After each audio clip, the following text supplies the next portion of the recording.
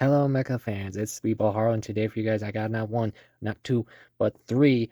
As you can see, SD style Mecha, or I should say, Super Robot Heroes ExCrer from the brand Orange Cat Industries, and in some cases, Hobby Japan for you guys today. For those who might not recall, Orange Cat Industries have been growing a lot lately, but have also been known to do other kits. Some you may not know offhand just yet, and some you might like. There, I can get it in here. Tekkaman Blade kit they did not too long ago. So, and today I'm going to be looking at their SD variations of their first ExCrer mobile mecha unit, I should say. As you guys can see, it's a really cool little mech. I love the fact he's got it so sharp and pointy in ways, but you gotta love the details. And one of those reasons, because I love the details, is no stickers, not a single one. These three you see right here, out of the box completely. Not a single sticker on them, no paint, nothing. Minus one part that I personally did just because of for detailing wise, and that is the rollout version's Gatling gun you see right here. I just did a little silver. I didn't want to just leave it as this teal like plastic.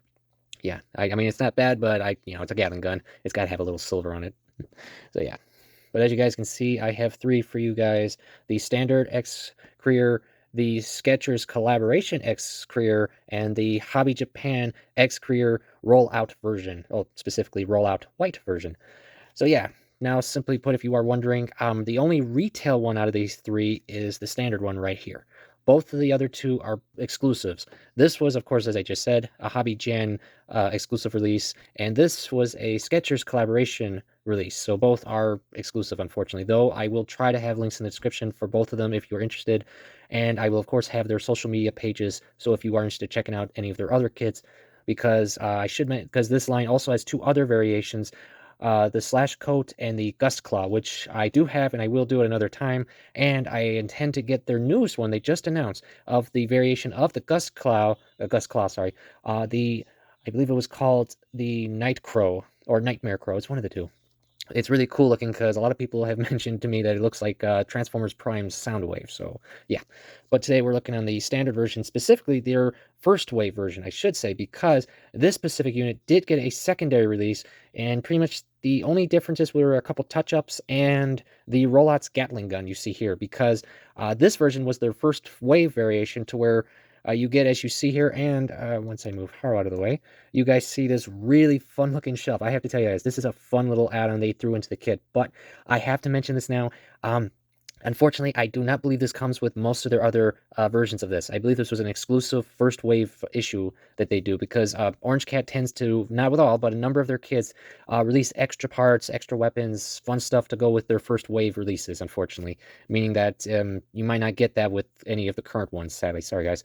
And I also noticed with the standard version, you also got an extra green clear lens runner parts for like the lens pieces, beam sabers, and other weapon effects. Though you also get, for the standard version, though, you should still get the red and orange, I believe. Yeah. But other than that, yeah, all these kits are really nice. I do love their detail because, like I said, everything comes out of the box as you see them right now. And really impresses me because, like I stated, these are SD-style kits. And as we all know, if you've built a number of SDs, you usually need a little paintwork, details or stickers otherwise. But yeah, these guys, as you see them. The only one that is a little confusing to me, but it could just be production reasons, is the rollout version. I say that not because I don't like it. I do like it as it is. But as I have right here for you guys, and hopefully I can get enough light on this. As you can see here, this is the promo image of the rollout version. And as you can see here, his colors are not the same. I mean, the clear parts, weapons, and such are all identical, but as you can see right here, the colors don't quite match entirely. Because if you look here on the color guide, it shows you all the colors this version should be, including like a darker color right here, if I'm reading that right. So yeah, it's more of a darker color scheme for like, especially the violet purple you're seeing right here. It should be more darker. Though, is it, big deal really? Nah. I mean, I like it as it is, honestly. I'm fine with it. I just love the fact he comes with a Gatling gun. That is always so cool to have on a mecha. So yeah, as for the Sketcher version, it's identical to the standard release version, minus the updates they did. Because for this one, I will mention this now. being that this was from the first wave, there are some minor issues I had. Nothing bigger, nothing to worry about, nothing to like, I don't want to waste my money on this. More or less, it's just there were some minor fitting issues with a couple parts I had compared to these two where it just snapped in with no problem. And the more noticeable one, I guess, with this one specifically is the back skirt. And once I move this out of the way, as you can probably see right there, they're all the same skirts, but for this version though, it can move up and down because it has articulation in the back, but it's how it's set up though. Specifically, the clip that connects into the skirt, it's not big enough to hold it in place. So unfortunately, when you twiddle it with it a little, and there you go, yeah, it just pops off. I mean, it's an easy fix, nothing to worry about. I'll probably either glue it or something. I haven't decided yet because, and I mention this because, however, when you look at the other two, however, they don't have that problem. As I'll show you with the Skechers version. Same skirt, like I said, but the way they redid the skirt here is, well, as you can see, I can't move it. And that's because the attachment point to the skirt itself, they added a peg that will go insert itself into the connection to the body. So now don't worry, so it won't fall out or anything. So that's actually good in this case. Because really the back skirt, you don't really want it to move too much. So yeah, there's that. So now let's go through all the articulation. The kit pretty much has mostly ball joints set up, so yeah, that's not bad, but for this little guy, the good part is, like I said, no stickers earlier and no polycaps, nothing. It's all plastic. But you do sometimes, though, when you move the the ball joint too much, it will pop the joint out. But it's nothing, you can't just put right back in. And in some cases, it's not bad either because, like for the arm here, well, let me just pop that out. For the arm, for example, same setup, but the the bend here goes like this. See, go right there. But it's a really tight joint, so to speak. So yeah, it's actually not bad that that you can take it out because then you can just adjust how you want the position. So that's actually helpful. Hand, however, is just normal ball jointed hand. But I noticed with the hand how big it is. It is almost literally like high grade size for 144 scale kits. So yeah. And if you're wondering, once then you can do pretty much a full 360. Same with the arm minus, of course, the backpack. So you can only go up that far. But if the backpack's not on, of course, you can easily just move that end. While we're on that, the backpack verniers here do move up and down. So yeah, there's that. Let's see. Legs. Now, this is the one part I really love about this kit is because this little guy has, of course, normal skirt stuff, but the legs, though, they actually have leg bend. You can bend the legs so far with a knee. And remember, this is an SD-style kit, guys, so yeah. So he can actually kick, knee someone, kick someone, etc. And, oh, that was not supposed to come out my back, guys. And yes, as you can see, the feet is on a ball joint too, so up and down, up and down. And so does this little piece of armor right here. So there's that. And yes, the side skirts can move up and down, out and such. And like I said, ball joints. So yeah, they will come out if you twiddle them, for positions, but they can easily be put back on and such. So it's not a huge issue.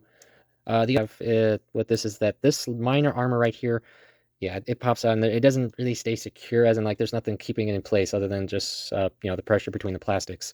So yeah, but it's nothing you can't fix easily and such. I mean, I've seen much worse kits do stuff like this and it breaks off or it doesn't even fit and such. So honestly, for an SD like this with all what it can do, I'm definitely impressed. They were able to do this. Now the head, however, I haven't actually had any problems with that. So it can do a full 360. You can move the head up and down due to a joint in the actual body. And yeah, that's about it for that.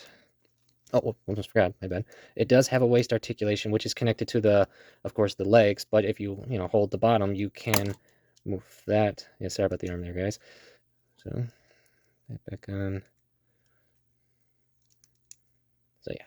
And like I said, and yes, all three of them have the same articulation. So it's pretty much the same way either way. So yeah.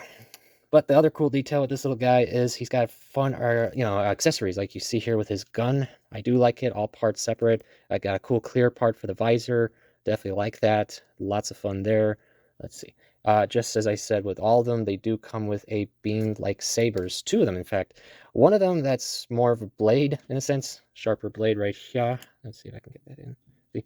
It's in one clear color, though, so you would have to paint the handle if you really want to. But honestly, I almost feel like you don't really need these because of the shield weapons I'll show you in a second. And lastly, you got like I guess you would call this like a beam baton, honestly, because it's all round. It's literally like a baton, so you could just literally whack people. All right, let's see. The other cool, fun part is the shield here. It's on just a simple setup here. But the cool part about it is that the beam effects that come with it, One's as simple as just a blade-like effect, like this. You can attach easily, but it doesn't fall off, so don't worry. And the other one I really like is this small piece that looks like an energy effect for a shield, but it's actually like an energy chainsaw. Literally, I'm gonna try to get this in as close as I can, guys. As you guys can see, it's literally like an energy chainsaw, so that is actually really cool. I do not see many mechas using chainsaw-like weapons, so yeah, that is so cool. Sorry, guys, let me just pop that back in. So yeah. So other than that, let's do a quick size comparison for you guys. Move him back. We'll start with a standard. It's a bit of an older one, but is a standard Bandai SD God Maru that I built. Let's see.